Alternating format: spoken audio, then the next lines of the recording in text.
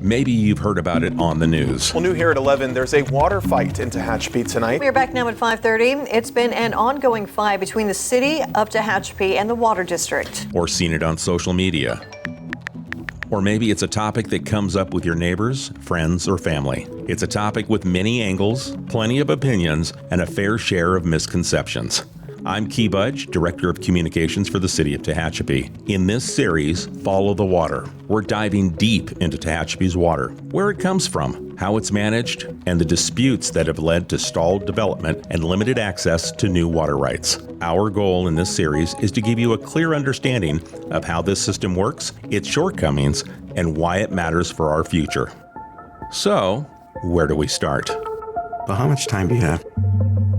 That's Don Marsh, Development Services Director for the City of Tehachapi. He's been with the city since 2018, first serving as the Public Works Director before taking on his current role. Through both positions, water has been front and center, whether overseeing daily operations for the city's water and wastewater systems or planning for new housing, infrastructure, and business growth. In short, Don knows how integral water is and how complex and sometimes controversial it can be. I see it on Facebook where, oh my God, we're already running out of water and now you want to build more houses. First of all, we are not running out of water. We have plenty of water currently for our current demand, but we're forecasting that we will, based on our growth and very modest growth rates, we will eventually run out of our native water. We survive right now off of our native water, 100%.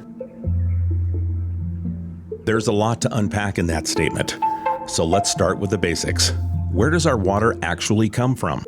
The Tehachapi Basin is basically made up of the city and Golden Hills area, as well as some of the area to the east of town, Proctor Lake, that area. So that's Tehachapi Basin. There's Bright Basin, which is basically where Bright Lake is in that area, Bright Valley. And then there's Cummings Basin, which is Cummings Valley. If you think back to your elementary school science class, you might remember the water cycle. Rainfall, snowmelt, rivers, lakes. Water seeps down through the soil and rocks into underground layers, known as aquifers.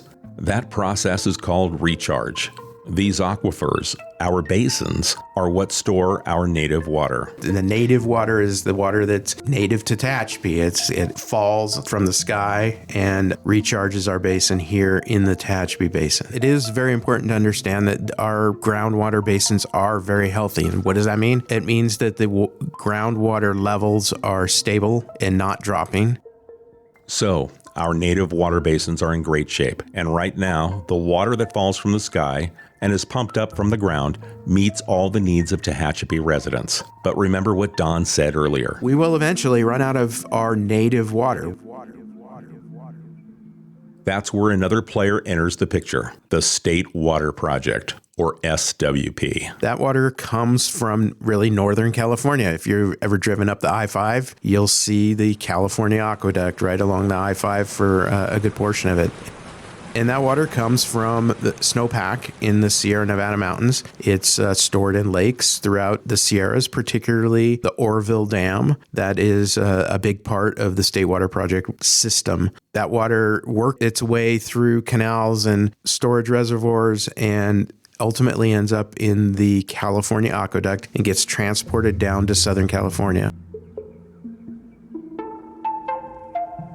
The State Water Project supplies water to 2/3 of California's population and irrigates more than 750,000 acres of farmland. 70% of the water goes to cities and industry, what's called municipal and industrial use, and 30% goes to agriculture. It was created to solve a fundamental problem. Most of California's water falls in the north, while most of its people and farmland are in the drier south. Sounds like a great system, right? But there's a catch.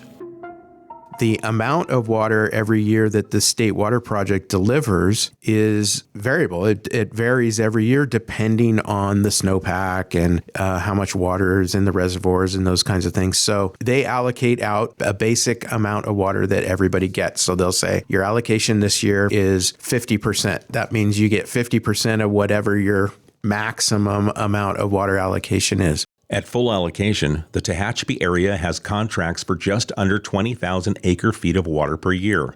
That's a lot, but due to long-term averages, around 60%, and pumping limitations from our local water district, we've never actually received that full amount. So, let's bring this all together.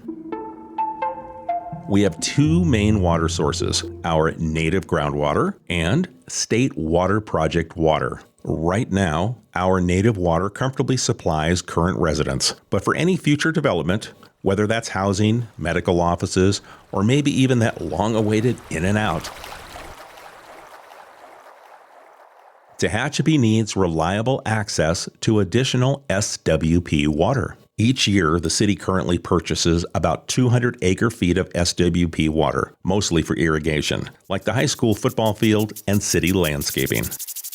Basically, everybody's houses, all of the domestic water that we provide to people for use every day comes from the groundwater, comes from the 6 producing wells that we have, goes to everybody's houses. So there is no crisis or issue with water in Tehachapi for providing water to our current users. This is for long-term planning that we want to ensure and guarantee and have access to State Water Project water. This is not about people that are currently here. This is about the people that may be here in the future. The city has the rights to purchase up to 1,153 acre-feet per year of SWP water, but we've never been able to access that full amount, and that's the key issue. If we could, it would eliminate future water concerns and allow Tehachapi to responsibly grow. So, what's stopping us from getting the water we're entitled to? We'll dive into that and the agency behind those decisions in the next episode of Follow the Water.